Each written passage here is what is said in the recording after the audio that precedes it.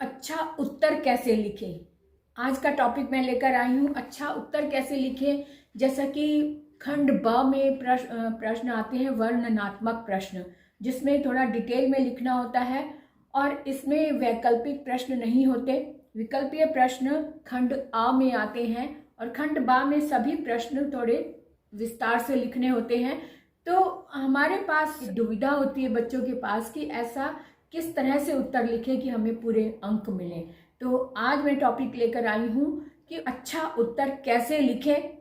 तो ध्यान से देखें और समझ कर लिखें। अपने पास नोट कर लें, कॉपी पेन लेकर बैठ जाए और अपने पास नोट करते जाएं कि किन किन बातों का ध्यान रखना है जिसके कारण हमारे पूरे अंक आए। तो जल्दी से सब्सक्राइब कर दो, लाइक कर दो और साथ में कमेंट करके मुझे ज़रूर बताना कि आपको ये वीडियो कैसा लगा। और साथ में ये शेयर करना ना भूलें, अपने साथियों तक भी इस वीडियो को पहुंचाएं ताकि वो भी इसका पूरा लाभ उठा सके। तो आज की क्लास शुरू करते हैं अरुणा कालिया के साथ। आज मेरा टॉपिक है अच्छा उत्तर कैसे लिखें। इसमें कुछ पॉइंट्स मैं देना चाह रही हूँ कि कुछ बातों का ध्यान रखना है। एक तो इसके देख लो कि अंक कितने हैं, कितने अंक का है, इस बात का ध्यान रखो। जैसे कि वर्णनात्मक प्रश्न है तो पहला प्रश्न जो है ये 6 अंक का है, यानी कि इसमें 2 प्रश्न करने हैं। 3-3 अंक के 2 प्रश्न है, 2 प्रश्नों का उत्तर देना है और इसमें 3 प्रश्न आए होंगे और एक चॉइस में है, यानी कि 2 प्रश्नों का उत्तर देना मेन है। तो किस तरह से उत्तर देना, जैसे इसमें एक पहला प्रश्न दिया हुआ है, वजीर अली कौन था, उसकी जांबाज का उदाहरण देते हुए उसके व्यक्तित्व की प्रमुख विशेषताएं लिखिए। पहले तो वजीर अली कौन था ये आपको पता होना चाहिए कि कौन से पाठ का है। तो इतना ये आंसर आपने लर्न किया होगा। अगर आप चाहते हैं कि ये फुल मार्क्स मिले तो वजीर अली का परिचय देना है कि वो एक जांबाज व्यक्ति है, निडर व्यक्तित्व वाला व्यक्ति है, अवध के चौथे नवाब आसफ उद्दौला के दत्तक पुत्र हैं। दत्तक पुत्र यानी कि जिनको गोद लिया हुआ, अडॉप्टेड पुत्र था, जो कि अंग्रेज़ों ने उसे गद्दी से उतार दिया था, हटा दिया था और उसे मारने की पूरी, उसे पकड़ना चाहते थे, लेकिन वो इतना जाबाज था, निडर था कि वो कभी अंग्रेज़ों के हाथ नहीं आए। यहाँ पे अगला लिखा, उसकी जांबाजी का उदाहरण देते हुए। उदाहरण देने के लिए एक सटीक उदाहरण देना है जिससे ये लगे कि एग्जामिनर को लगे कि हाँ इसने पढ़ाई की है। एक्चुअल में सटीक का मतलब है कि एक प्रमाण देते हुए उसका उत्तर देना है। तो यानी कि जब हम उत्तर दें तो उसमें प्रामाणिकता जरूर शो करें ताकि एग्जामिनर को के दिमाग में ये बात फिट हो जाए कि ये बच्चा पढ़ने वाला है। प्रमाण कैसे देंगे, उस कोई एक घटना जो सटीक आंसर की ओर संकेत करती हो। जैसे कि जाबाज उदाहरण क्या होगा कि वह इतना निडर था कि अंग्रेज़ों के खेमे में जाकर वहाँ से कारतूस उठा लाया, अपना वास्तविक नाम भी बता दिया, फिर भी वो अंग्रेज़ों के हाथ नहीं चढ़ा। तो ये उसकी जांबाजी का एक उदाहरण हुआ।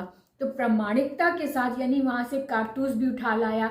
अब कारतूस से ये भी पता चला कि ये पाठ कारतूस नामक पाठ से लिया गया है। अब ये इस तरह से प्रामाणिकता देते हुए, यानी टू द पॉइंट आंसर देना है, ना ज़्यादा ना कम।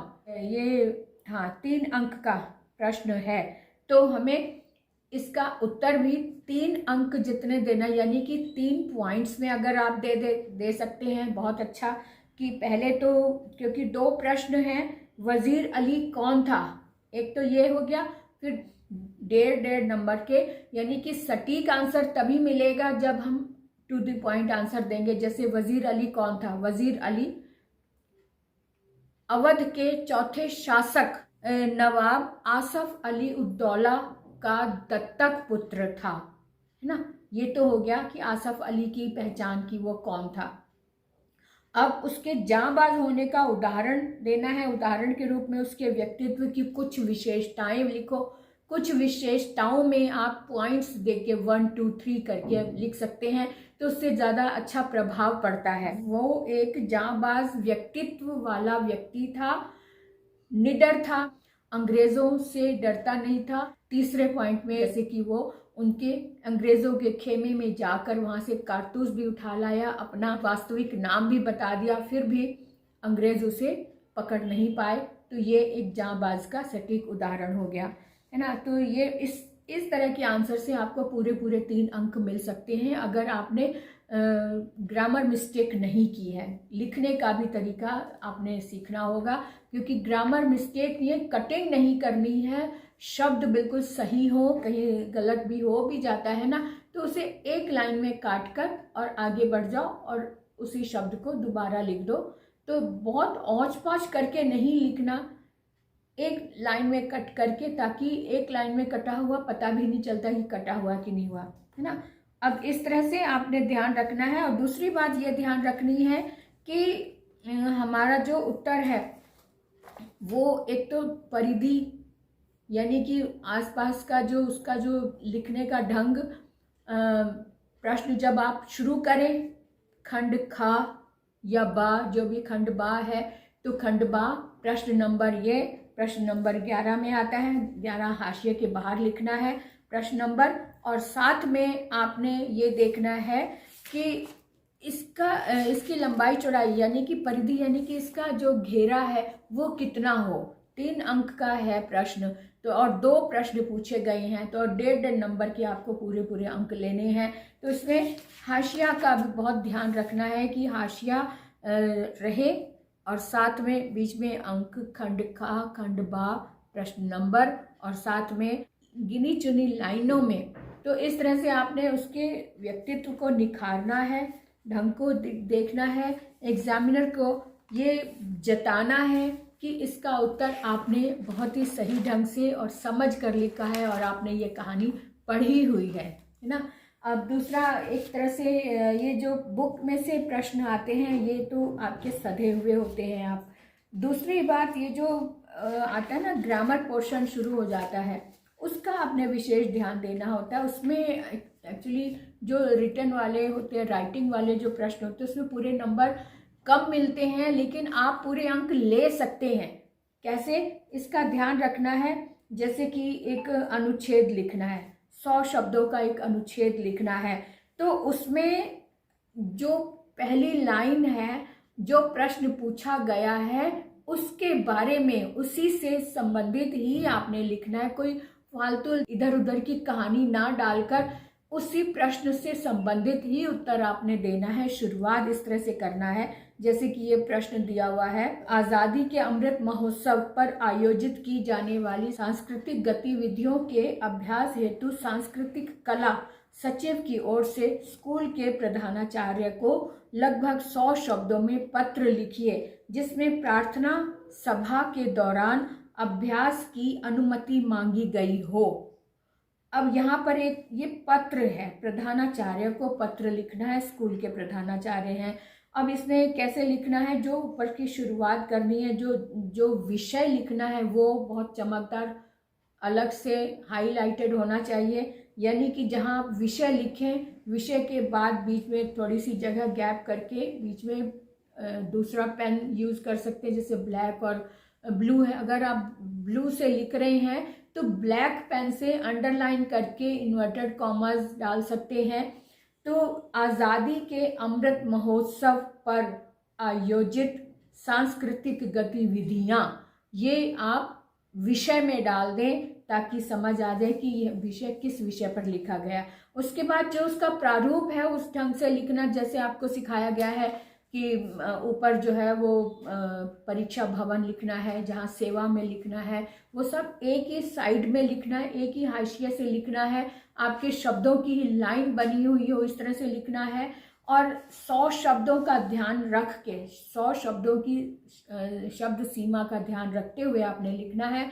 और ये 5 अंक का होता है। अगर आपने प्रारूप बहुत ढंग से लिख दिया, विषय बहुत अच्छा से लिख दिया, किसको लिखा जा रहा है, प्रधानाचार्य है, और जो स्कूल का नाम जो होगा वो काल्पनिक नाम होता है, और नीचे किसकी ओर से लिखा गया है, आपका आज्ञाकारी छात्र या फिर आपकी आज्ञाकारिणी छात्रा, इस तरह से आपने ढंग से लिख दिया, आपको फुल मार्क्स पत्र में मिलते हैं, लेते हैं। अगर बिना कटिंग किए हुए आपने ये पत्र लिख दिया। और साथ में अब ये भी लिखना हो, कुछ और भी चीज़ें आती, जैसे सूचना लिखनी है, सूचना का प्रारूप पूरा ढंग से, जो भी ये जो ग्रामर के आर्टिकल्स टाइप होता है ना, इनके प्रारूप का पूरा पूरा ध्यान रखो कि लिखना किस ढंग से है। एक रेक्टेंगल खाना बनाकर 3 तरफ से लाइन ड्रॉ कर लो, और जो नीचे वाली लाइन है वो लास्ट में ड्रॉ करो, क्योंकि लिखने का अंदाज़ा हो जाता है कितना हिस्सा उसमें आएगा। और जब लास्ट लाइन जब आपकी हो जाए तब नीचे वाली चौथी लाइन आप ड्रॉ करके पूरा एक खाना बना लो। तो इस तरह से जब प्रारूप की यानी कि शक्ल, सूचना वाली शक्ल जो है वो पूरी सूचना जैसा ही लिखेगा, लिखा हुआ दिखाई देगा, तो फर्स्ट इम्प्रेशन तो यही पड़ जाएगा अच्छा सा कि एग्जामिनर को लगेगा हाँ ये इसने बच्चे ने बहुत ढंग से लिखा है, एक एक चीज़ अच्छे से दिखाई दे रही है। कहीं पर कोई कटिंग भी है तो एक लाइन से आपने काटा हुआ है तो वो पता भी नहीं चलता, बीच में मिक्स हो जाता है। इस तरह से आपने राइटिंग सेक्शन को इस तरह से लिखना है कि आपने फुल मार्क्स लेने हैं, है ना। अब जैसे एक विज्ञापन तैयार करना आता है, प्रश्न सूचना का प्रश्न आता है, और साथ में जो है एक लघु कथा का भी प्रश्न आता है। इसमें भी 100 अंक, 100 शब्दों की शब्द सीमा होती है, यानी कि जो, और साथ में ईमेल भी आता है। इनके प्रारूप का स्पेशल ध्यान रखो। ईमेल का प्रारूप क्या होता है, पत्र का प्रारूप क्या होता है, सूचना कैसे लिखनी है, और विज्ञापन कैसे लिखना है। ये सटीक ढंग से अगर आपने लिखा होगा तो पूरे नंबर आपको मिलते हैं, पूरे अंक मिलते हैं, इसमें कोई कटता नहीं है। अगर कटते हैं अंक तो अनुच्छेद में, जैसे कि लघु कथा लिखनी है, लघु कथा जो है वो भी 5 अंक की होती है, आप ले सकते हैं अगर आपने ढंग से सटीक शब्दों में आपने ये लिख दी लघु कथा, क्योंकि स्टार्टिंग बहुत ध्यान से सधे हुए शब्दों में लिखनी जरूरी होती है। कि जो प्रश्न पूछा गया, जैसे मेहनत की कमाई, मेहनत की कमाई शीर्षक पर आधारित आपने लघु कथा लिखनी है, तो लघु कथा मेहनत की कमाई से ही शुरू हो। मेहनत की कमाई की परिभाषा वही व्यक्ति समझ सकता है जिसने मेहनत की हो, है ना। तो एक किसान से यह पूछा जा सकता है, वो इसकी कीमत समझता है। यानी कि जो भी मेहनत की कमाई शब्द से संबंधित शब्द लाइन से अगर हम शुरुआत करते हैं तो एक अच्छा इंप्रेशन पड़ता है। और लास्ट में भी बीच में अगर कोई कोटेशन डालनी है, कोई दोहा लिखना है कोई उदाहरण के लिए, तो उसे भी हाईलाइट करते हुए यानी अंडरलाइन करते हुए उस पर लिखो, तो आपको इसमें भी पूरे अंक मिल जाते हैं। ईमेल का प्रारूप आप देख लेते हैं, देखकर उसको लिखेंगे। तो यानी कि जो राइटिंग सेक्शन है उसको आप फुल मार्क्स में बदल सकते हैं, अंकों में बदल सकते हैं, क्योंकि ये बहुत बड़ा नहीं लिखना होता, लेकिन सटीक शब्दों में अगर आप लिखेंगे तो आपको पूरे अंक मिलते हैं। और आज की खास बात यह है कि हिंदी में भी बच्चे फुल अंक लेते हैं, क्योंकि पहले निबंध वगैरह आते थे तो निबंध में बहुत बड़ा लिखना होता था, उसमें अंक पूरे अंक नहीं मिलते थे। 10 में से पूरे 7 या 7.5 या 8 अंक का अगर है तो मुश्किल से 6 अंक हाई होते थे, हाई, और भी ज़्यादा बहुत ही ज़्यादा अच्छा लिखा तो 6.5 मिल गए या 7 मिल गए, 8 नंबर कभी नहीं मिलते थे। अब क्योंकि शॉर्टकट में सारी चीज़ें हो गई, अनुच्छेद भी हो गया, अनुच्छेद भी सधे हुए 100 शब्दों का होता है, लघु कथा भी 100 शब्दों में लिखनी होती है, तो आप अब यहाँ पर पूरे अंक ले सकते हैं और लेते हैं बच्चे। तो इस बात का ध्यान रखें कि सटीक लिखना है, समय का ध्यान रखते हुए, शब्दों की सुंदरता का ध्यान रखते हुए, और साथ में भाषा का ध्यान रखना है कि भाषा का हमें किस तरह से ध्यान रखना, क्योंकि जो जैसे इंग्लिश की भाषा में लिख रहे हैं तो इंग्लिश के सधे हुए शब्द हों, स्पेलिंग का ध्यान रखते हुए, कटिंग ना हो, पहले ही शब्द में स्पेलिंग गलत ना हो, और साथ में अगर हिंदी में लिख रहे हैं तो हिंदी के क्लिष्ट शब्द यानी कि तत्सम शब्दों का ज़्यादा से ज़्यादा इस्तेमाल करें, क्योंकि हिंदी में एग्ज़ाम दे रहे हैं तो हिंदी के शुद्ध शब्द तो होने ही चाहिए ना, बहुत ज़्यादा डिफ़िकल्ट शब्द ना हो, लेकिन शब्द जो ले वो तत्सम हो, तत्सम यानी शुद्ध हिंदी के शब्द हों। हम आरंभ कर रहे हैं शब्दों को उसको खंड को, तो किस तरह से शब्दों का इस्तेमाल करना है। शब्दों का इस्तेमाल अगर हम सही करेंगे तभी हमें फुल मार्क्स मिलते हैं। तो आज आपने ये ध्यान रखना है, हमने याद तो कर लिया बहुत अच्छे से, है ना, प्रश्नों के उत्तर भी कर लिए, पूरे साल हमने लगाया, अच्छे से पढ़ाई की है, हर एक चैप्टर को हमने अच्छे से समझा। लेकिन अब बात आती है कि लिखें कैसे, ऐसा क्या लिखें कि हमें फुल मार्क्स मिल जाए। तो इस बात का ध्यान रखना है कि अच्छा उत्तर कैसे लिखें, ये माइंड में रख कर आप पेपर शुरू करें, उसकी तैयारी करें, उससे पहले से लिखने का अभ्यास करें, तो आपको फुल मार्क्स जरूर से मिलेंगे अगर आपने इस बात का ध्यान रखा। तो ऑल दी बेस्ट।